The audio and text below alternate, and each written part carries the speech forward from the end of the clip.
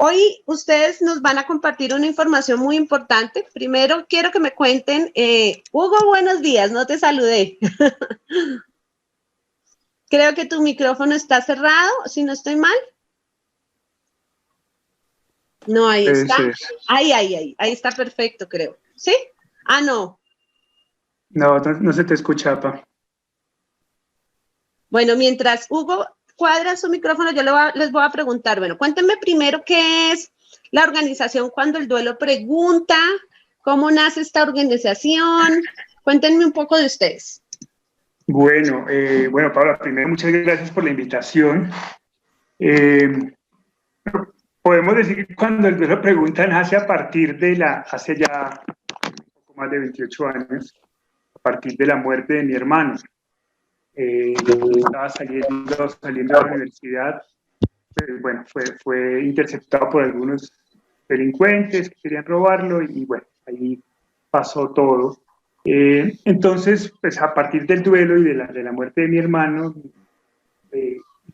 en medio de ese dolor inmenso de haberlo perdido, mis padres inicialmente comenzaron a hacer una exploración de cómo enfocar ese dolor y esa energía hacia la colaboración, hacia el servicio a los demás. Entonces, comenzaron a vincularse a algunos grupos de apoyo, comenzaron a armar algunos grupos de apoyo, a liderar algunos grupos de apoyo, y hace yo creo que alrededor de unos 4 o 5 años, mi papá decidió escribir un libro que se llama Cuando el Dolor Pregunta, que es la recopilación de las más importantes y más frecuentes preguntas que le hacía a la gente en diferentes espacios, ¿no? Conferencias, en los grupos de apoyo, en acompañamientos personales, en sus terapias psicológicas, y darle respuesta. Con motivo de ese libro, pues decidimos organizarnos ya con nosotros, como familia, con algunos amigos, y formar la organización Cuando el Duelo Pregunta. Ok, primero fue el libro, después fue la organización. Tengo entendido que Hugo es psicólogo. Hugo, ¿ya tienes ahí micrófono o...? No se te escucha, pa. Algo pasa con tu sonido. No importa, vamos, mientras tú lo terminas de organizar. Entonces, si quieres, bueno, tengo entendido que Hugo es psicólogo y si no estoy mal, ingeniero industrial, creo que me dijiste tú. No. Sí, de profesión, y de hecho con motivo de la muerte de mi hermano decidió estudiar psicología, un poco para poder ayudar, porque claro, ya estaban metidos en todo el tema, mi papá y mamá ya estaban metidos en todo el tema de liderar grupos de apoyo. Entonces, como para profundizar y poder ayudar de una mejor manera a la gente, pues decidió estudiar psicología. Beatriz, y tú eres odontóloga, cuéntanos un poco tu experiencia, no solo desde tu profesión, sino también como madre, cómo ha sido toda la experiencia en este tema tanto de crear la organización como unirse como familia para ayudar a los demás. Bueno, Paola y queridos amigos, mi profesión odontóloga, una hermosa profesión que escogí para servir a la gente. Y pues la muerte de mi hijo me marcó completamente, porque a una madre, tú sabes, Dios mío, cuánto ama uno a esos hijos y cuánto duele esa ausencia física. Entonces, desde el comienzo decidimos ayudar a la gente que estuviera pasando por ese mismo dolor, porque uno solo definitivamente no puede, tiene siempre que estar ayudado por algo y por alguien. Entonces decidimos empezar a buscar todas estas personas que sufrían ese mismo dolor, y desde ahí estamos dándole una alegría a nuestro hijo Hugo Alejandro, que está en el cielo, y perdurar su nombre por siempre en nuestro corazón. Qué bien, qué maravilla. Hugo, ¿pudiste o todavía no? Todavía. No puedes. No se escucha. ¿Por qué no te vas ahí al lado de mi mamá? Como siempre. ¿Sí? Y Chatita, siempre a mi lado, siempre a mi lado. Quítate los audífonos y trabajamos con el audio. Listo. Muy bien. Julián, tú eres comunicador. Cuéntanos un poco tu experiencia. Sí, yo soy comunicador social, con énfasis en periodismo y, bueno, también con motivo de la muerte de mi hermano, decidí irme algún tiempo a trabajar con desplazados y con una organización en el Magdalena Medio y estuve trabajando alrededor de 6 años y con esa experiencia hice alguna maestría en gestión de conflictos. De hecho, la tesis de la maestría fue enfocada al conflicto que genera el duelo de la muerte de un ser querido. Okay, muy bien. Pues siempre hemos estado como muy enfocados en el tema, independientemente de lo que la vida nos va presentando. Excelente, claro que sí. Ahora sí ya, Hugo, creo que ya ahora sí te escuchamos. Bienvenido. Muchas gracias. Muy complacido de estar aquí. Bueno, no, Hugo, cuéntanos tu experiencia. Yo sé que ustedes tienen más una charlita preparada. Yo solo esto es una pequeña introducción para saludarlos, pero sí me gustaría, uno, que contaran toda la experiencia del primer libro, después cómo nace la organización y sobre todo que nos cuenten del último libro, que también es bastante interesante, que son las 15, que ya se me cerró acá, dice las 15 tareas del duelo, ¿cierto? Entonces, bueno, cuéntame sí, desde el comienzo cómo es la historia. Sí, el primer libro respondía a una inquietud que me bullía en el alma y que creo que está en el alma de todos los que están viviendo un duelo. Y es ¿por qué? ¿Por qué? Esa era la pregunta, ¿por qué? Y cuando yo preguntaba ¿por qué?, las respuestas que recibía eran siempre evasivas. Me decían, no preguntes por qué. Eso es un misterio. Yo decía, ¿pero cómo puede ser un misterio? Si la muerte es consustancial a la vida. Si desde que vivimos sabemos que vamos a morir. La muerte no es nueva, no es un invento de ahora, del siglo XX o XXI. Entonces tiene que haber alguien que me diga por qué. Otros me decían, no preguntes por qué, pregunta para qué. Dije, no, es que también voy a preguntar para qué, pero necesito primero saber por qué. Y entonces empecé a investigar, a leer, a hablar, sobre todo a escuchar mucho a personas que estaban en duelo y que estaban luchando por salir adelante y por encontrarle un nuevo sentido a la vida. Me encontré con Víctor Frank y encontré la posibilidad de hallarle un nuevo sentido a la vida, aún en medio de las mayores dificultades. Cuando el hombre llega a la cima profunda de sus abismos, le encuentra un nuevo sentido a la vida. Entonces dije, ese nuevo sentido de la vida tiene que ser la respuesta a mis preguntas, a mi por qué. O sea que en ese primer libro podemos encontrar esas dos respuestas, en ese primer libro, ¿crees tú?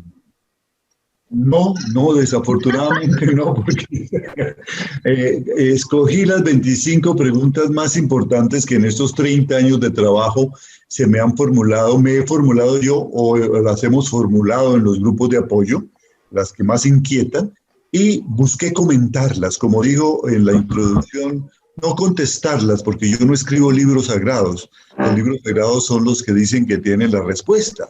Yo no, yo soy un ser humano, un papá que perdió un hijo, y entonces simplemente busco comentar esas preguntas, dar mi respuesta para que los otros la busquen. Para eso también estudié psicología, me especialicé en logoterapia, me especialicé en el duelo, para responder esos porqués. Esa es la razón del primer libro. Pero no pretendo dar la respuesta. No, de acuerdo, ahí la gente encontrará tus comentarios, tus puntos de vista, pero también lo que tú recogiste en todo ese camino de las preguntas que también se hacían las otras personas, me imagino yo. Sí, porque la respuesta a cada una de esas preguntas es personal. Claro. Depende de las condiciones del duelo, cómo, de la persona, en qué época, en qué momento murió, cuál era la relación, cómo murió. Depende de nuestras creencias. Entonces, una de las cosas que uno aprende cuando está gestionando el duelo es a respetar las creencias de las personas. Lo primero que yo averiguo es, ¿en qué crees tú? Entonces me dice, yo soy cristiano, soy católico, soy budista, yo creo en la reencarnación, o yo no creo en nada porque yo peleé con Dios. Y entonces la idea es, desde su creencia, desde su particular manera de ver la vida, acompañarlo en su propia elaboración del duelo y que él mismo encuentre su respuesta. Ok, o sea que ahí no podemos hilar un poco con la organización, que es lo que ustedes hacen a través de la organización. Cuéntenos un poquito cómo funciona la organización, cómo es ese apoyo, todo lo que nos puedan contar acerca de la organización. Recuerden que las personas que nos escuchan son del sector funerario, casi la mayoría de las funerarias, no todas, pero sí tienen una unidad de duelo o un psicólogo que apoya desde el sector o desde la empresa en este caso, que son los que nos acompañan. ¿Qué consejos, qué hacen ustedes? ¿Cómo lo hacen? Cuéntenos un poquito ese proceso y teniendo en cuenta este público que tenemos hoy. Chévere, Paula. Mira, bueno, cuando el duelo pregunta se ha ido organizando con la idea de generar herramientas para que la gente pueda, como decía mi papá, pueda vivir y pueda asumir su proceso de duelo desde su individualidad. Esto es muy importante porque, digamos, no pretendemos ser expertos. Yo siempre he creído que el abordaje del proceso del duelo desde el saberse experto, pues de entrada ya es una equivocación. No hay expertos en este tema, ¿cierto? Hay personas que tienen una experiencia y que pueden compartir esa experiencia. Pero ya, de hecho, en los procesos que hemos acompañado, hay una barrera cuando el experto se muestra como tal. Ah, no, es que tú estás pasando por esta etapa y esto es absolutamente, y lo que viene es esto.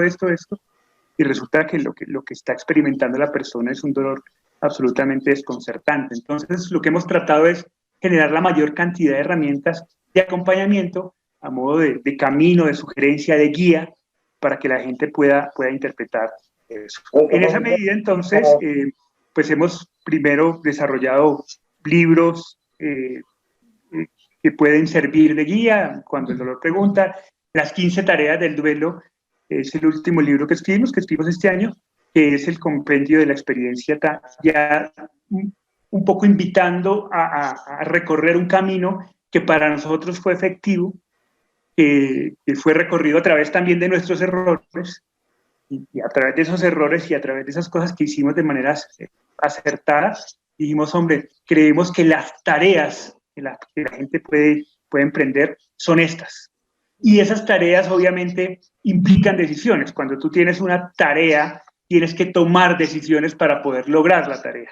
Entonces, hemos planteado 15 tareas, desde las más sencillas y elementales como, mire, si usted tiene ganas de llorar, exprese. Tarea número 1, expresar. Ok, acaba de morir alguien cercano a usted, alguien que usted quería. Exprese sus sentimientos, exprese sus emociones. Entonces, sugerimos en la tarea número 1, que es expresar, sugerimos 7 decisiones cotidianas, fáciles, casi que lógicas, ¿no? Solo que al hacerlas evidentes, pues se plantea como un camino, como una opción para la persona que está viviendo la experiencia. Entonces, listo, hicimos ese libro. El libro es bien interesante porque es escrito a 3 manos. Entonces, obviamente mi papá desarrolla con su experiencia toda la parte académica, teórica, toda la estructura para que también tenga un fondo psicológico pues serio y profesional. Entonces, él en el libro hace los comentarios y la argumentación necesaria sobre cada tarea. Yo hablo sobre las decisiones tratando de aterrizar eso hacia lo que nosotros vivimos, cómo nosotros tomamos las decisiones en el momento en que nos tocó tomarlas. Y mi mamá, yo creo que tiene un papel vital dentro del libro y hace comentarios cada 2 o 3 tareas sobre lo que hemos ido escribiendo, pero desde su punto de vista de madre, de una persona que también sufrió intensamente, entonces le da ese toque armonioso y amoroso al libro, pues lo hace muy cercano, ¿no? Ese libro es la estructura fundamental y a partir de ahí hemos desarrollado otras herramientas, aplicaciones. Tenemos una aplicación para celular donde la gente puede tener las 15 tareas, donde la gente puede dar seguimiento a sus decisiones, puede estar escribiendo en un diario. Tenemos grupos de apoyo virtuales a través de WhatsApp. Tenemos todo un montaje para unidades de duelo para las funerarias, basadas en esto. Un poco lo que le estamos ofreciendo a las funerarias es esas herramientas de grupos de apoyo, de aplicación virtual. Personalizamos la aplicación virtual para las funerarias. Y unos grupos, tenemos un canal de YouTube, tenemos todos los viernes, y están todos cordialmente invitados, tenemos un conversatorio entre los 3 donde planteamos una de las tareas y la gente nos escribe. Tenemos gente que nos visita en esos conversatorios de Estados Unidos hasta la Patagonia, hacen sus preguntas, nos cuentan sus historias, Entonces son conversatorios muy ricos. Los jueves vamos a comenzar a abrir entrevistas con expertos, con familiares que han perdido. Entonces la gente pues también un poco yo. Entonces lo que hacemos es en esas unidades de duelo ponemos a disposición de los clientes de las funerarias todas estas herramientas para que se pueda generar un acompañamiento muy integral, muy efectivo, porque es la experiencia obviamente de 30 años, pero también muy amoroso, muy cariñoso y sobre todo muy, muy respetuoso con el dolor de la gente. Yo sé que mal haría yo decirles, no, cuéntenme cuáles son esas 15, porque la idea es que la gente compre el libro, que también los acompañen en sus conversatorios. Pero sí, como un abrebocas para que la gente diga, no, yo me tengo que ir a comprar ese libro y quiero profundizar más en cada una de esas tareas. No sé, Pai, Chatita, si quieren comentar sobre algunas de las que tenemos. Si no las tienes presentes, te digo las primeras 5 y si quieres tú haces un comentario sobre cada una para que las puedas. Por ejemplo, las primeras 5 tareas hablan muy desde lo emocional, ¿no? Entonces, la tarea número 1, siempre las tareas las tratamos de resumir en un verbo. ¿Por qué lo resumimos en un verbo? Porque el verbo es acción. Entonces, lo que queremos indicar es, hay una frase muy frecuente que le dicen a la gente, ¿no? No, espera que el tiempo lo sana todo. Claro, el tiempo cumple su papel siempre y cuando tú tomes las decisiones que tienes que tomar. Si no tomas las decisiones, si no te pones en movimiento, pues no pasa nada. Y el tiempo seguirá pasando y el tiempo seguirá pasando y el dolor seguirá intacto. Conocemos duelos de gente de 13 años y el dolor sigue intacto, como si no hubiera pasado absolutamente nada. Entonces, tiene un objetivo resumir la tarea en un verbo y es decirle a la gente, hombre, aquí hay que moverse, aquí hay que comenzar a tomar decisiones, hay que comenzar a ser conscientes de lo que estamos viviendo, en honor a la persona que se nos... Entonces, la tarea 1 es expresar el dolor con dignidad y con libertad. La tarea 2 la hemos resumido en el verbo amar, y la explicación es un poco, ama y permite que te amen. La tarea 3 es cuidar, ese es un poco comenzar a ser conscientes de nosotros mismos, de nuestra salud, de nuestra salud física, de nuestra salud mental. La tarea 4 es interesante porque le hemos resumido en el verbo buscar, comenzar a buscar apoyo entre nosotros. Y la tarea 5 es comenzar a verbalizar, hablar, verbalizar proactivamente tus emociones. Yo quisiera que mi papá un poco y mamá explicaran un poco en detalle estas 5 primeras tareas. Sí, las 15 tareas del duelo quieren responder la pregunta ¿qué hago? Si cuando el dolor pregunta, intentábamos trabajar la pregunta ¿por qué? Ahora, bueno, ¿y qué hago? ¿Qué voy a hacer? No sé qué voy a hacer. Esa es la pregunta que siempre me hacen las personas. ¿Qué hago ahora? Entonces, ¿quieres saber qué tienes que hacer? Te voy a poner unas tareas. Pero no basta con que te diga la tarea que tienes que hacer. Hay unas decisiones en cada tarea que tienes que tomar. Ay, ¿tengo que hacer las 15? No, porque cada duelo es distinto. Son 15 herramientas. Como cuando uno tiene una caja de herramientas y necesita desde clavar una puntilla hasta armar una mesa, necesita distintas herramientas. ¿En qué momento estás tú? ¿Cómo eres tú? ¿Cuál es tu personalidad? Entonces utiliza esas herramientas. Lo que sí recomendamos es que las primeras 3, inclusive las primeras 5, se hagan en el orden indicado, porque eso facilita el trabajo de las otras, que fue lo que encontré en el primero que enunció las tareas, que fue William Holden por allá en el 2010. Él fue el primero que habló de tareas, porque hasta ahí, hasta finales del siglo pasado y en esas primera década, lo que se trabajaba era lo de Elizabeth Kubler, que fue un gran aporte, las etapas del duelo. Pero a mí me parecieron muy interesantes porque, bueno, le hacen a uno pensar que uno está loco cuando uno hace negación o cuando uno hace negociación o cuando uno está profundamente triste, pero eran una forma reactiva de ver el duelo. Yo tengo que experimentar esas emociones y muchas personas decían, no es que estás en la etapa de la negación, no es que estás en la etapa de la tristeza, no es que estás en la etapa de la ira, de la culpa. Entonces hay que como esperar que pase esa etapa. Yo no creo en eso, porque un sentimiento que no se elabora se vuelve resentimiento. se enquista en el alma y te atrapa y te amarra. Había que trabajar. Y William Holden fue el primero que habló de tareas. Pero las tareas de William Holden me parecieron maravillosas, pero me parecieron demasiado abstractas, dichas para especialistas, para tanatólogos, para psicólogos, y poco prácticas, cómo las aterrizábamos, y sobre todo que comenzaba por tareas que eran bastante difíciles. Posiciona de una manera diferente la presencia de tu ser amado en tu corazón. Bueno, pero ¿cómo hacemos? Por Dios, eso es todo un trabajo, ¿no?, de introspección muy interesante que lo incluyo en una de las, tal vez la octava, novena tarea, incluyo las tareas de Holden, pero no para el comienzo, para una persona que acaba de salir de los servicios funerarios, y yo le digo, a ver, posiciona de una manera diferente la presencia de tu ser querido en tu corazón. Tremendo, hay que ir poco a poco, hay que ir paso a paso. Entonces, y lo que quisimos fue algo secuencial, ¿no? Uh-huh. Sobre todo las primeras. Cuando hablamos de la tarea de expresar, es clave, porque lo primero que se encuentra en la persona es la dificultad para expresar. Primero porque ella decide no molestar a los demás, a su entorno, a su esposa, a sus hijos, ¿no? Entonces yo me trago las cosas, especialmente los hombres y también algunas mujeres, ¿no es cierto?, para no molestar.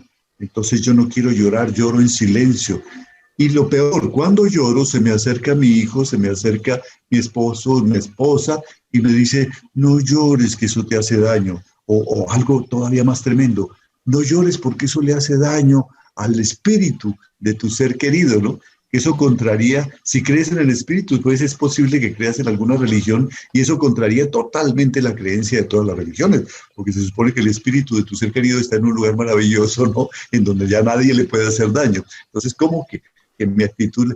Yo sí creo que si existe ese lugar, estarán muy ocupados en brindarnos los caminos para que podamos elaborar nuestro duelo. Entonces, expresar, a veces con un grito, con llanto, a veces escribiendo, a veces cantando, a veces pintando, como lo descubrió mi esposa, descubrió que la manera de expresar los sentimientos. Hay gente que escribe, hay gente que hace música, hay gente que hace ejercicio, o sale a caminar, o sale a las montañas, ¿no? Pero la básica, llorar y llorar, ¿no? Pero, ¿cómo llorar también? Porque hay un llanto que es desconsolado, hay un llanto que te sumerge en una profundidad tremenda, que casi que te ahoga en las lágrimas, que es una esperanza desesperada. No, llorar con esperanza, saber que ya lloré, ya me di el gusto de llorar, o el dolor de llorar, y vamos para adelante. Vamos para adelante. Yo siempre lo comparo como lo que pasa con una olla a presión, ¿no es cierto? Y cuando está mucha la presión, se levanta la válvula y entonces se equilibran las presiones. Eso es el llanto. Entonces ya, y saber que tengo la esperanza, ahora cada vez voy a estar mejor. Y vamos para adelante. Entonces, aprender siempre a que si estoy rabiando, estoy con ira y estoy peleando con la naturaleza, con la vida, con el destino, con el médico que atendió a mi hijo, con el señor que en un mal momento lo atropelló, o con el asesino, o con él mismo porque tomó su decisión, con quien sea, o con Dios, con el que sea que estoy peleando y peleo y pregunto y digo ¿por qué? Y no acepto esto. Pero ya peleamos, ya, listo, nos damos la mano y vamos para adelante y seguimos adelante. Siempre estas expresiones tienen un amanecer de esperanza. Es un trabajo que estoy haciendo consciente, no un trabajo que hago simplemente instintivo, que es un llanto instintivo, no, es un llanto consciente. Necesito llorar para mi bien. Entonces, a eso van esas decisiones. Y luego, amar y dejarse amar. Definitivamente necesitamos mucha energía para poder hacer este trabajo. ¿De dónde viene esa energía? De la única fuente de energía que existe en el universo, el amor. El amor es lo único que tiene sentido y tal vez lo único real. Entonces hay que dejarse amar. Uno comete el error en los primeros días de su duelo de que no quiero hablar con nadie, me encierro, no paso al teléfono, y si vienen a visitarte, te hablan de cualquier cosa, pero no tratan ese tema tan aburrido de la muerte del ser querido, porque ¿para qué le vamos a hacer pasar mal rato? Entonces se habla de todo, o se trata de hablar de... Y peor, porque dice, pero esta gente, ¿qué? Yo estoy sufriendo, pero parece que ellos no han entendido mi sufrimiento. Y hay gente que se resiente hacia las personas que siguen viviendo y que siguen siendo felices. Dice, ¿por qué hay gente feliz en las calles? Si yo estoy destruido, y no entiende eso. Entonces, dejarse amar. A veces vienen, no me dicen nada, simplemente me abrazan, pero eso es amor. O mejor aún, me dicen cosas y algunas veces me dicen tonterías, ¿no? Muchas veces me dicen, es que vienen los amigos y me dicen tonterías. Me dicen, no, es que mira, Dios quería tanto a tu hijo que lo convirtió en una flor para su jardín. Y yo les digo, pero ¿con qué derecho me lo convirtió en flor si era un ser humano, ¿no? O en ángel, luego él no tiene el poder de hacer ángeles, ¿por qué tenía que aprovecharse de mi hijo para convertirlo en ángel? Entonces, esas frases que son bien intencionadas ofenden muchas veces. Yo digo, recíbelas, porque son dichas con amor. La gente no sabe qué decir. Alguna vez me contaba nuestro hijo que se acerca a una persona y le dice, felicitaciones, ¿no? En el momento del duelo, porque la gente no sabe qué decir. Entonces, felicitaciones. Y cuando cayó en cuenta de la bestialidad que había dicho, pero los acercan a decir algo, o a no decir nada, o a abrazar, o a decir mi sentido pésame. Porque la frase trivia, pero la dicen con amor, se tomaron el tiempo. Es que ir a ver a una persona doliente cuesta trabajo, ¿no? Entonces recibe el amor, recíbelo, deja que te amen, de los pequeños regalos, las cosas, las oraciones que te mandan, los memes, las palabritas, la llamada, recíbelo, déjate consentir, déjate amar, déjate acompañar. Entonces también indicamos las decisiones para eso, ¿no? Y luego cuidar, la tercera tarea, es clave, porque yo tengo que empezar a ver que en mí está pasando algo trascendental, que en mí está pasando algo que me transforma, que trasciende mi vida. No puede ser que un ser que yo he amado toda la vida se muera y no pase nada en mí, y yo siga siendo el mismo tonto de siempre. Yo tengo que crecer. La vida de esa persona insertada en mi vida tiene que haber tenido un sentido. Entonces, algo tuvo que haber pasado. Entonces, tiene que transformarme y tiene que transformarme para bien. Si yo no trabajo eso, pues me transforma para mal. Me vuelve un resentido, un doliente para siempre, un sufriente, que es peor, porque el dolor ni lo pedimos ni lo merecimos. Ahí está, pero es un indicador de que algo funciona mal. Pero el sufrimiento sí lo decidimos ser sufrientes y nos victimizamos. Esa sí es una decisión. Entonces, en lugar de decidir ser sufrientes, decidamos ser duelistas. Y el duelista se bate en duelo con el dolor. Y entonces se ve bien a él. Entonces, el arreglarse, el regalarse, el consentirse, ¿no? Hay hombres que no se vuelven a afeitar. Algún amigo me decía, yo no me volví a bañar ni volví a comer, pero al rato sentí hambre y olía mal. Y me di cuenta que la vida seguía. Y me tocó bañarme, ¿no? Me tocó arreglarme, vestirse, comprarse una ropa nueva. O lo posible que no sea de luto para que no te veas de negro. Sino, si quieres hacer un tributo, tal vez el blanco, o tal vez el color, algo que llene tu alma de luz, que le diga a tu alma, estoy en busca de un camino diferente, de un aprendizaje diferente.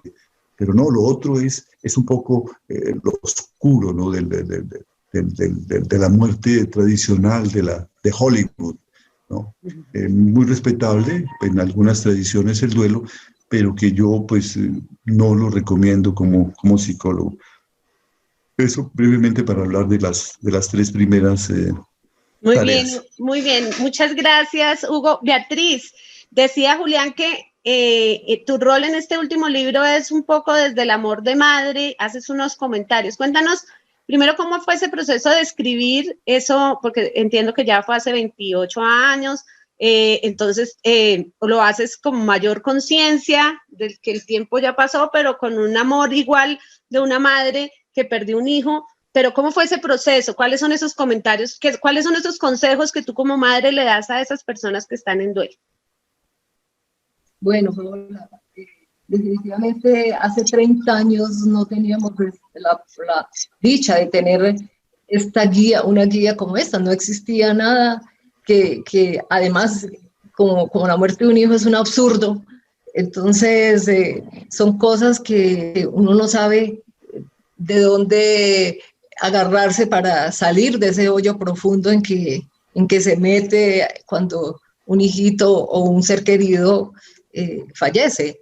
Entonces, la experiencia nuestra fue tan grande y yo pienso que la vida nos tenía destinados para algo grande, para hacer honor a nuestro hijo, y vivimos el duelo a palo seco y con esa necesidad de salir de ese sinsentido de la vida, porque al comienzo una madre solo desea morirse.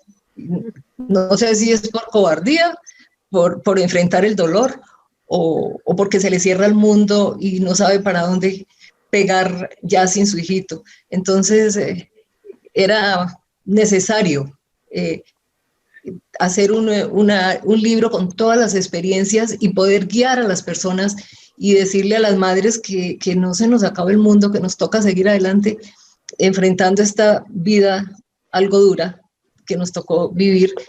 Y entonces estas herramientas para mí son excelentes y por eso decidimos plasmarlas en un libro para que quede escrito y la gente pueda tener esa guía y poder ver que sí se puede salir de ese dolor y que hay muchas herramientas de las cuales uno agarrarse para poder continuar la vida y darle un nuevo sentido. Muy bien. Paula, ahí Señor. quiero meter yo la cucharada. Claro que sí. Claro, Julián. Mira que en los conversatorios es bien interesante. A mi mamá le decimos chata. Entonces yo acostumbro en los conversatorios chata para aquí, chata para allá. Y en los conversatorios, en el último conversatorio, la gente le agradecía mucho. Chatita, linda, muchas gracias. Y quiero insistir en esto porque es la importancia de dejar ese tono de expertos en el dolor para aterrizar el acompañamiento desde el corazón, desde la experiencia. No darle explicación a la gente. La gente nos escribe, estoy destruido, hoy me ha hecho mucha falta, ¿no? Entonces el experto normalmente lo que te dice, eso es normal, hace parte del proceso, de la etapa, yo no sé qué. No, cuando la chata habla, pues obviamente dice, sí, mijita, tiene toda la razón, esto es horrible. Sí, es horrible. Es desde la empatía, ¿no?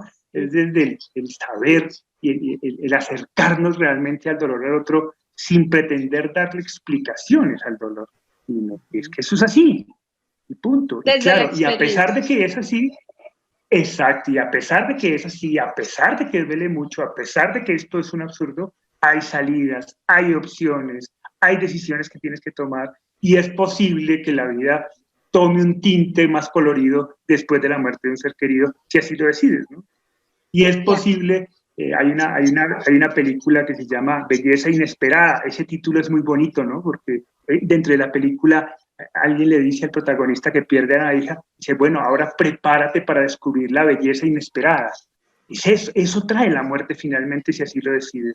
Comienzas a descubrir una belleza que nunca la viste de otra manera, pero que a partir de ese dolor profundo que estás comenzando a sentir, cuando logras empatía, cuando logras entenderlo, cuando logras aceptarlo, comienzas a descubrir una nueva perspectiva de la existencia que puede llegar a ser mucho más profunda y mucho más interesante.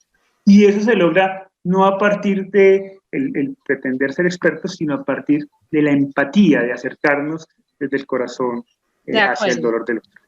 De acuerdo, Julián, gracias por ese comentario y yo creo que en el sector funerario, hoy nos acompañan muchos psicólogos, pero también gente que trabaja en el sector, que puede ser una persona comercial, puede ser un director de servicios, no necesariamente tiene la educación que tiene un psicólogo y que desde su rol le toca acudir a eso, a la empatía, le toca acudir a la experiencia. Entonces, bueno, yo veo que aquí hay varias preguntas. Acá hay una, dice Hammer Salgado, doctor cordial saludo, usted sabe desde su profesionalismo, nos puede orientar el por qué los seres humanos al perder un ser querido buscan fundar organizaciones o entidades con ánimo de ayudar a otras posibles personas que están en esta situación.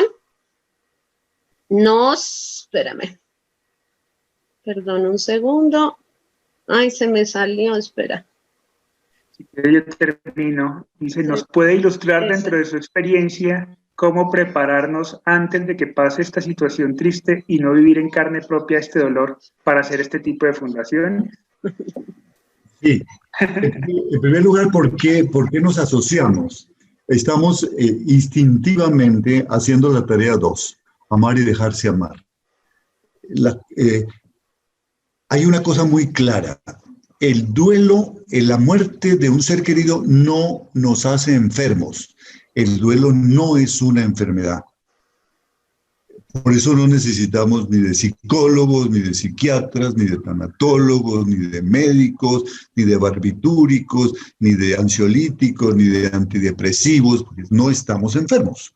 Esa es una condición normal en la vida, que alguien se tiene que morir de los seres que amamos, y la humanidad sabe manejar esto.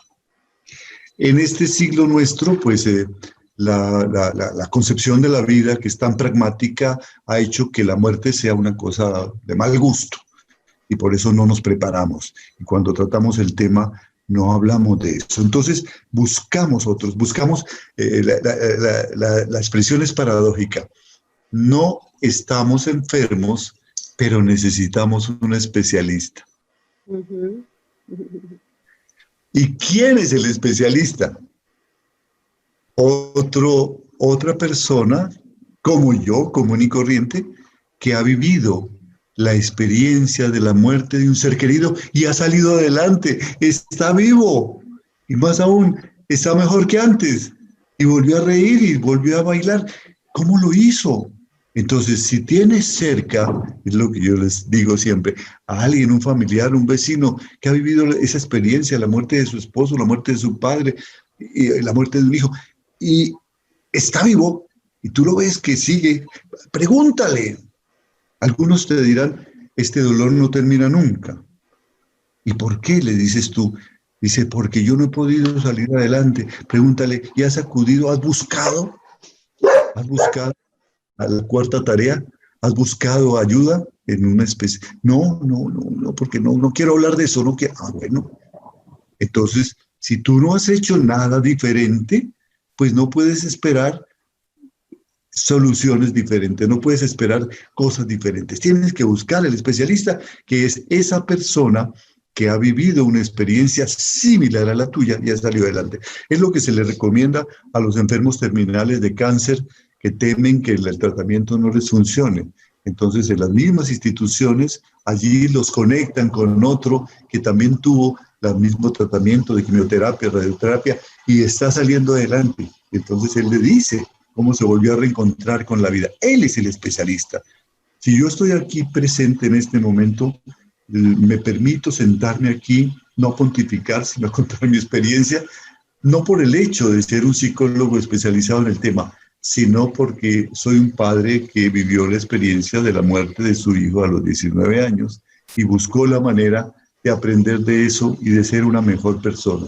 Eso es lo que me autoriza a estar aquí. Por eso perdón. En los grupos de apoyo no hay psicólogos, y yo no estoy ahí como psicólogo. ¿Por qué me hice psicólogo? Porque encontré que algunos duelos se complican y es necesario ya el trabajo terapéutico del psicólogo, ¿no? Por algunas otras razones que en algún momento podremos comentar. Pero normalmente no se necesita eso, sino escuchar qué han hecho los otros o qué están haciendo, cuál es su lucha para aprender de la mía. Y creo que con respecto a la segunda pregunta, ¿cómo nos vamos preparando? Creo que en la familia hay que empezar a hablar con los hijos sobre la muerte. Mira, cuando yo me muera, ustedes van a tener esto y estas cosas, la casa ya está casi paga, pero se debe tanto, pero hay un seguro, ¿no es cierto? También tengo un seguro en unos servicios funerarios, de modo que ustedes no se van a preocupar. Aquí está el teléfono, llamen a tal, ¿no? No, papá, no hables de eso. A ver, siéntate, mijo, porque la cosa es así, estamos hablando de cosas positivas.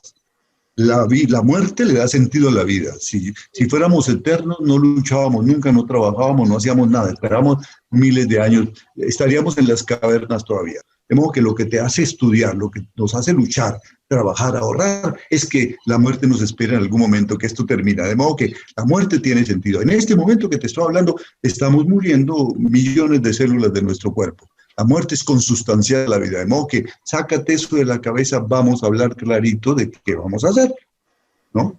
Porque lo más probable es que yo sea el primero, también podría ser tú. Y te voy a contar qué haríamos en caso de que fueras tú. Te voy a contar que hemos decidido hacer un homenaje a tu memoria. Vamos a trabajar, luchar intensamente por encontrarle sentido si es que alguno de ustedes es el que nos antecede. Y empezamos a hablar de eso de una manera, eso suena a conversación de mal gusto tal vez, pero en el siglo XXI, en el siglo de las pandemias, en el siglo de las tragedias, yo creo que no es de mal gusto. Es hablar con la verdad. Muy bien, Hugo. Antes de seguir con la pregunta de mi Lady Ángel, yo quisiera preguntarles a ustedes, porque al final, pues ustedes hablan mucho desde la experiencia y desde la empatía, obviamente, pero entonces, ¿qué consejos le podemos dar a las personas que nos están escuchando, que de pronto no han perdido a un ser querido? A algunos les está pasado, pero no necesariamente lo han vivido, pero sí están en el sector funerario y de alguna manera tienen que ser empáticos, tienen que ser muy empáticos y la empatía tiene que ser como parte de ese rol principal del funerario desde cualquiera de sus funciones, no es necesariamente ni el psicólogo, ni desde el señor que abre la puerta hasta, no sé, todos deben generar esa empatía. ¿Qué consejo les podemos dar para que, no importa si de pronto no han tenido la experiencia, cómo podemos generar y despertar esa empatía en nosotros para poder ser cercanos a esa persona que está sintiendo el duelo? Yo diría que hay dos recomendaciones claras. La primera, prepararse. Leer, prepararse. A esto no se puede llegar a improvisar. Hay que estar preparado. Entonces hay que leer casos, hay que leer libros sobre el tema, hay que ver videos sobre el tema, audiolibros, prepararse, en primer lugar. Y segundo, entender claramente que cada duelo es completamente diferente y que no vamos a dar consejos, y mucho menos, como lo decía Julián Andrés, mostrarnos expertos. No, para nada, no somos expertos. Nosotros tenemos una anécdota que yo recuerdo mucho en uno de nuestros grupos de apoyo. Nos habíamos dividido en varios grupos de apoyo, porque los que ya llevaban varios años en el grupo de apoyo decían: ay, me resulta muy aburrido llegar al grupo de apoyo y que vengan parejas nuevas y comenzamos desde cero otra vez, ¿no es cierto? Queremos aprender, queremos profundizar en el tema. Estábamos ensayando en esa época, yo todavía no era psicólogo, dije, me pareció lógico, ¿no? Dije, pues sí, hagamos distintos niveles, hicimos distintos niveles. Y estábamos un día en una reunión de los expertos, de los que ya estábamos en el nivel más avanzado, ¿no es cierto? Todos hablando, filosofando sobre la muerte y el dolor, cuando nos pidieron que admitiéramos a una niña, porque era una mujer muy joven, tal vez 16, 17 años, campesina, que había venido a la reunión, no sabía que era la reunión de expertos, pero pedía que la recibieran entre comillas, pedía que la recibiéramos en la reunión, ¿no? Entonces llegó la muchacha y se sentó, estaba calladita, ¿no? Y nosotros seguimos filosofando hasta que nos la presentaron. Entonces yo le pregunté, empezaron cada uno, ella contó su historia. Había perdido a su hijito al nacer, en el momento del nacimiento, y era su primer hijo. Entonces todas las señoras y los señores estaban allí, empezaron a decir, bueno, pero mira, tú estás muy joven, puedes tener otro hijo, ¿no es cierto? Por alguna razón este niño murió, posiblemente no iba a ser feliz, y le citaron allá el libro de la sabiduría, ¿no? En donde la muerte prematura de los justos y tal, ¿no? Entonces entiende esto, ¿va? Y cada uno le dio su visión de experto. En un momento dado me di cuenta del absurdo en que estábamos, que esto que es tan horrible, por Dios, estamos manipulando a esta niña, ¿no? Y entonces le pregunté, perdóname, quiero preguntarte, es lo más duro que estás sintiendo en este momento? ¿Cuál es tu sentimiento más fuerte? ¿Qué es lo que más te hace sufrir en este momento? Pensó un instante y dijo, mis pechos que se quedaron manando leche. Entonces, nos miramos y le dije a las señoras, ¿han vivido ustedes ese dolor? Ese es nuevo, ¿no es cierto? No sabemos nada de ese dolor. Por favor, respetemos. Claro, allí comenzamos a entender que esas reuniones de expertos no tenían sentido y que lo que le hacía vivir eso era volver de cero. Entonces, la persona no necesita ser un experto, pero sí estudiar un poco sobre el tema para no decir cosas que hagan daño y para sobre todo dar caminos expeditos. Por ejemplo, decir, mira, te recomiendo, yo no he vivido lo que tú has vivido, pero te recomiendo, sé que otras personas lo han hecho, haz esto. Eso que me dices que no quieres salir, que te quieres encerrar en tu cuarto, por favor sal, busca el amor, busca a las personas que te quieran, vuelve a tu familia, ¿no? Eso que me dicen que no te dejan llorar, cuando no te dejen llorar, sienta a la persona al lado y dice, ¿quieres ayudarme? ¿Sabes cómo me ayudas? Ven aquí, ayúdame a llorar, abrázame y lloramos juntos. Respétame porque yo necesito esto. Sé que te molesta mi llanto, pero si me quieres ayudar, acompáñame a hacerlo. Entonces, hacerle ese tipo de sugerencias muy respetuosas. En algunos momentos hasta se disgustarán las personas, presentar excusas si te estoy ofendiendo con lo que te estoy diciendo, pero sé que hay caminos, que en este momento estás muy dolido y lo entiendo perfectamente, pero quiero decirte que hay caminos de esperanza y que si tú lo permites te lo podemos recomendar. Si tú me lo permites, ¿no? Te puedo recomendar inclusive el teléfono de alguien que está viviendo lo tuyo y que está luchando por salir adelante. Ese es el experto. Entonces, esto es lo que podemos hacer. No necesitamos el experto. Yo agregaría una más y es, sobre todo desde el punto de vista comercial del negocio de las funerarias y desde el punto de vista de servicio al cliente, es plantearse la posibilidad de salirse del guión. Este es otro producto totalmente diferente que tiene que ver mucho más con las emociones de la gente. Entonces, claro, siempre en términos de servicio y comercialmente hay unos caminos correctos, ¿no?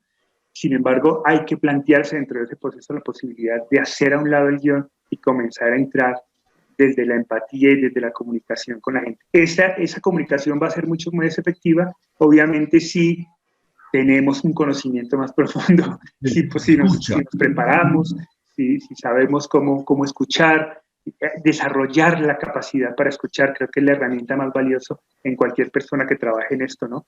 Aquí no es la capacidad de palabra que tenga, sino la capacidad de escucha que se tenga.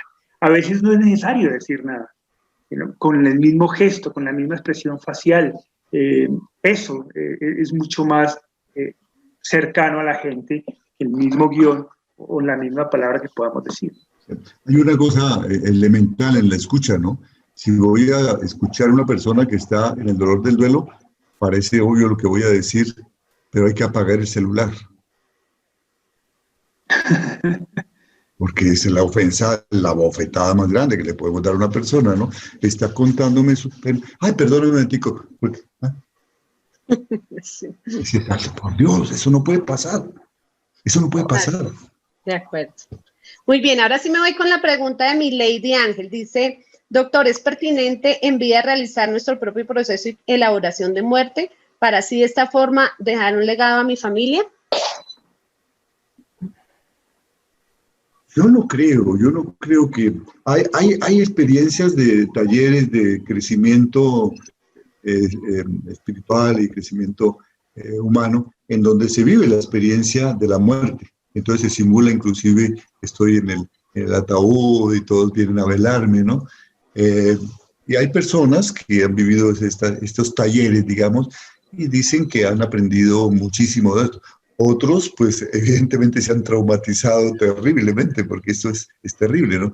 Porque yo no creo que sea necesario vivir la experiencia de dolor para crecer. No creo. Creo que hay personas que pueden haber nacido, vivido y muerto felices, ¿no?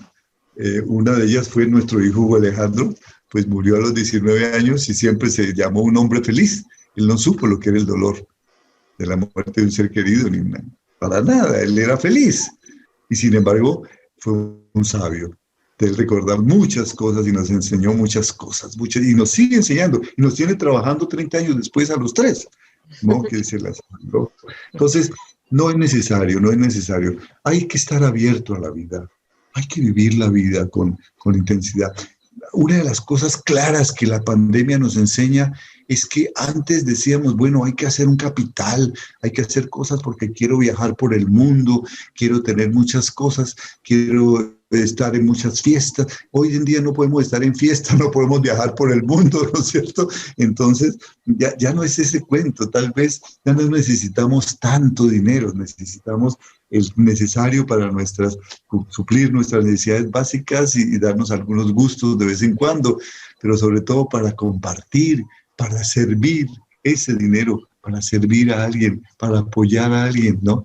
Esa manera de ver la vida tan diferente. Tenemos que vivir eso, lo que tenemos en este momento, sacarle el gusto a tener una esposa maravillosa y respetarla e intentar amarla cada día más, y un hijo maravilloso que comparte o no comparte lo tuyo, que es muy parecido a ti o muy diferente a ti, pero que es su vida, y respetar tus amigos, tus vecinos, no olvidarse de los amigos, no olvidar, no dejar que crezca la hierba en el camino que conduce a la casa de los amigos, volver a reunirse con ellos, ir a visitarlos, salir para jugar, para cantar, para almorzar, para tomar el té, volver a la familia, esas personas de la familia que están alejadas, por alguna circunstancia inclusive fueron segregadas de la familia porque no pagaron una deuda o qué sé yo, o dijeron algo que los ofendió.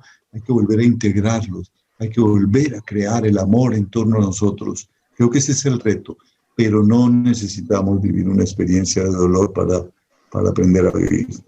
De acuerdo, muy bien. Por acá, Lina Cortina, espérame porque se me cerró, dice, doctor, ¿podría contarnos cómo se desarrollan los grupos de apoyo? ¿Cómo lo manejan ustedes hablando de lo empático que debemos ser? Ya, lo básico en un grupo de apoyo, en primer lugar, es que la gente que vaya por sus propios medios y no vaya obligada, vaya porque quiere hacerlo, ¿cierto? Cuando llegan las personas, nos saludamos con mucho cariño, ¿no? Con un abrazo lo hacíamos antes, esperamos volver a hacerlo en algún momento, ¿no es cierto? Mostramos la alegría, nos sentamos en círculo y básicamente lo primero es preguntarle a la gente qué inquietudes tienen, qué quieren que tratemos hoy en día. Alguno dice, es que yo me soñé tal cosa, quisiera hablar de esto. No, es que yo pensé esto, es que hoy fui por primera vez a la tumba de mi hijo, hoy no, es que... Entonces, ese es el tema, ese es el tema. Y hay que darle protagonismo a ese tema. No se puede decir, no, espera un momentico, que es que tenemos un tema preparado, entonces, en el momento de las preguntas, entonces vas a... No, él es el protagonista. Y sobre todo, entre más nuevo sea su duelo, mucho más. Si hay dos personas que quieren contar su historia, pero uno tiene un duelo nuevo y la otra persona ya hace un año que está viniendo, pues obviamente sabemos que el que tiene la prioridad es el del duelo nuevo. Y muchas veces él se toma toda la reunión contando su historia, su vivencia, volviendo a repetirnos lo que nos dijo en la primera reunión. Esta es la segunda, por ejemplo. Y entonces lo que hacemos es escuchar, acompañarlo a llorar, pasarle pañuelitos para acompañarlo. Alguien se hace a su lado y le da un abrazo, le pasa la mano detrás y lo acompaña, lo apoya para lo que está diciendo. Y él es el protagonista. Y no se nos dañó la reunión. Es que se quedó el tema que teníamos preparado. Para nada. No, así se hace una reunión y va fluyendo. Y entonces la gente va empezando a hablar sobre eso. Porque en el momento en que él haga una pregunta y no sé qué hacer y me encontré con esto, alguien va a participar. permitir que participen otros. Si hay alguien que tiene mucha experiencia allí, cállese y hágalo de último, a no ser que nadie le diga nada a su pregunta. Entonces, bueno, me atrevo a decirte esto, dice el director de la reunión, ¿no es cierto? Pero también hay que tener un tema preparado, porque muchas veces las reuniones fracasan porque llega la gente, se sienta, bueno, alguien tiene, y no, nadie tiene nada especial que plantear, y entonces empiezan a hablar de fútbol. Y eso no se trataba, el fútbol es muy importante, pero no se trataba de eso, ¿no? Entonces, el facilitador de la reunión debe decir, muy bien, entonces les voy a leer este párrafo de este libro, les voy a comentar esta historia, y quisiera que ustedes me dieran sus comentarios sobre esto, y que aprenderíamos de esta experiencia. Tiene que tener un tema preparado. Esa fue también la intención del primer libro, que hubiera, digamos, 25 temas, ¿no? Y luego con las tareas, pues va a haber muchas más, porque son 15 tareas por 5 o 10 decisiones cada uno, son centenares de cosas que se pueden hablar. Se tiene tema como para 3 o 5 años de trabajo de reunión. Entonces, hay que mostrar que estamos preparados, que no vinimos a improvisar, que se había preparado. Y si se tiene la posibilidad de tener un proyector para poner allí algunas diapositivas, no muchas, que aclare la cosa en PowerPoint, perfecto, ¿no? Para que veamos que está preparado. Y luego también se pueden hacer algunos talleres, si la gente lo permite, aun cuando lo fundamental es la participación de la gente, ¿no? No hay que forzar la participación. Hay gente que va a escuchar, no quiere hablar, pero un buen día se suelta y dice sabiduría pura. Cuando después de varios días no ha hablado y habla, si empieza a hablar, cógete fuerte porque lo que vas a escuchar es sabiduría pura, ¿no? Entonces, a veces simplemente oyen, estar allí, acompañarlos. Eso es.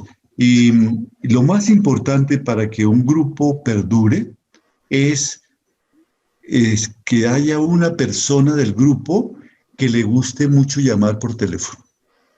Eso es clave. Eso es clave, sobre todo en los primeros días. Porque esa señora o ese señor que le gusta hablar por teléfono, llama o manda el chat. Te recuerdo que hoy tenemos reunión o que mañana, o es que inclusive desde 3 días antes, el miércoles tenemos reunión a las 7 de la noche, te recuerdo. Y ese es el que mantiene el fuego, sobre todo los primeros días. Después fluye solo.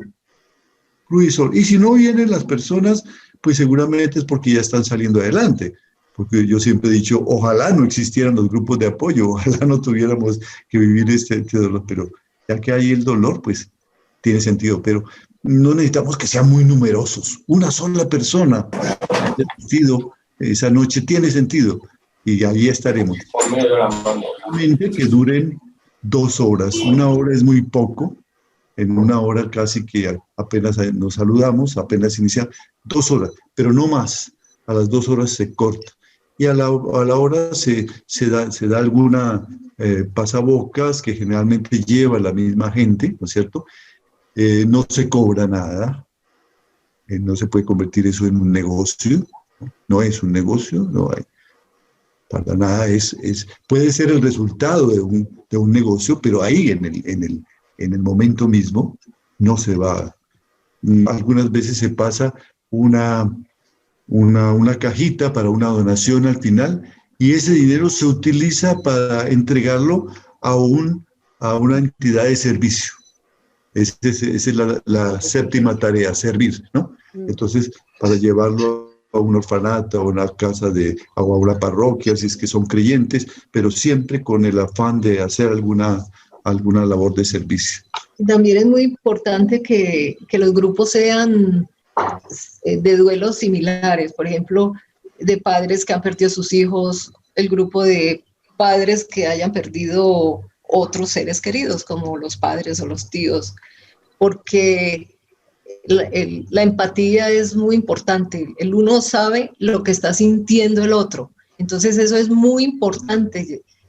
Cuando una madre llega y pierde a su hijo, o lo ve uno por televisión, que esa madre que sale llorando, nosotros como madres sabemos lo que esa persona está sintiendo, y eso es una bendición, poder sentir el dolor del otro.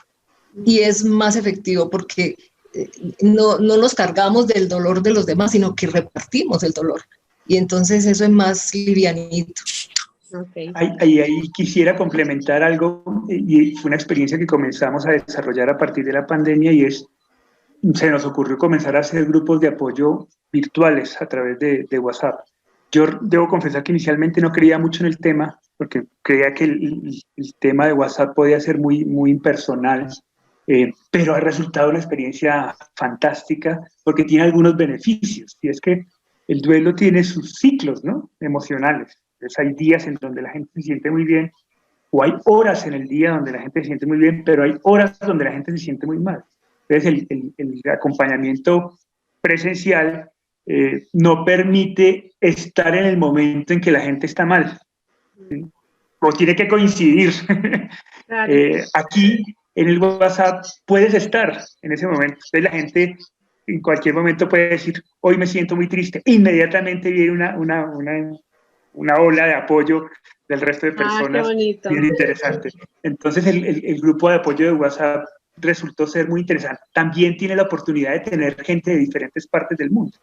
Claro. Entonces no es solo la experiencia de la ciudad, sino tenemos gente en México, tenemos gente en Nicaragua, tenemos gente en Honduras, en Perú, y eso también enriquece mucho porque hay una riqueza cultural si el grupo se maneja bien desde el respeto y desde el acercarnos a otro, que lo hace muy rico. Entonces, claro, tiene unas limitantes que no hay la cercanía física, pero tiene unas fortalezas y unas ventajas que pueden ser muy, muy, muy interesantes. Entonces, este grupo lo manejamos también a través de las 15 tareas. Cada 2 o 3 días colgamos un videito planteando un tema basado en una tarea, y eso da para que la gente nos cuente sus historias y se forma una comunidad muy chévere. Hay algo muy importante antes de que se olvide.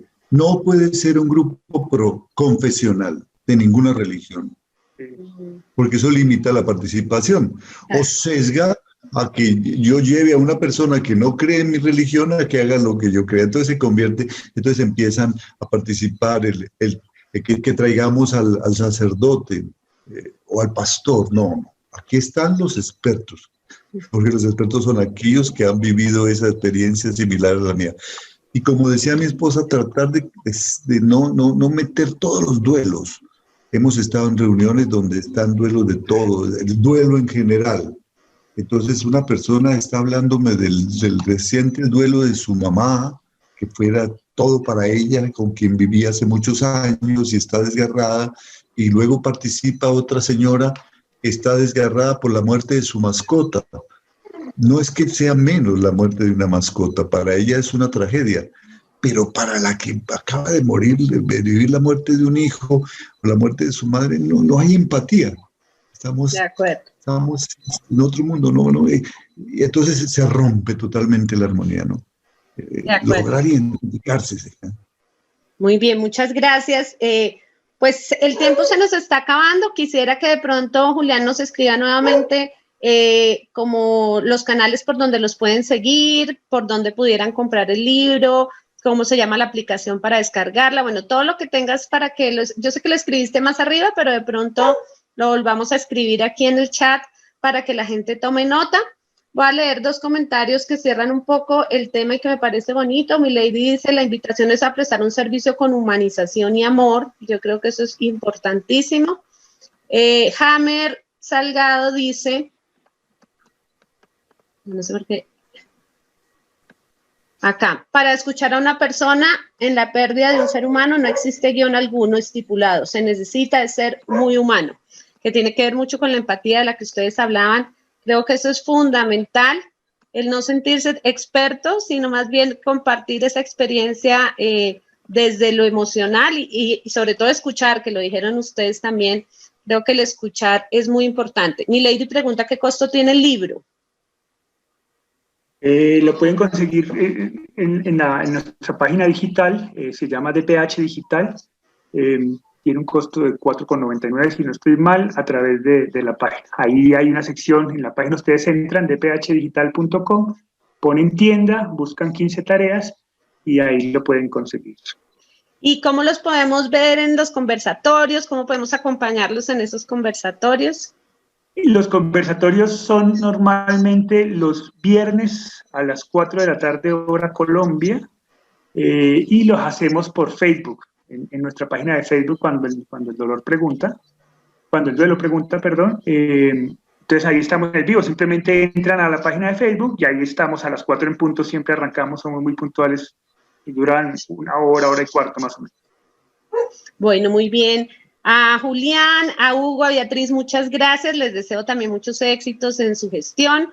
De verdad que es un ejemplo a seguir, cómo las pérdidas nos traen cosas positivas y cosas que al final nos ayudan a construir sociedad y aportar un granito de arena en situaciones tan difíciles como el duelo. Felicitaciones de verdad que muy valioso. Y además el mensaje también que miren la pandemia también, no todo es negativo, ¿no? También lo que tú dices de las herramientas digitales nos acercan mucho, nos vuelven más inmediatos, algo que de pronto presencial no se podía hacer, pues de pronto lo positivo es que ustedes están ahí casi que 24/7 ayudando a las personas en el momento que más lo necesitan. Felicitaciones de verdad, muchos éxitos, que les vaya muy bien con ese libro y con la gestión que hacen todos los días.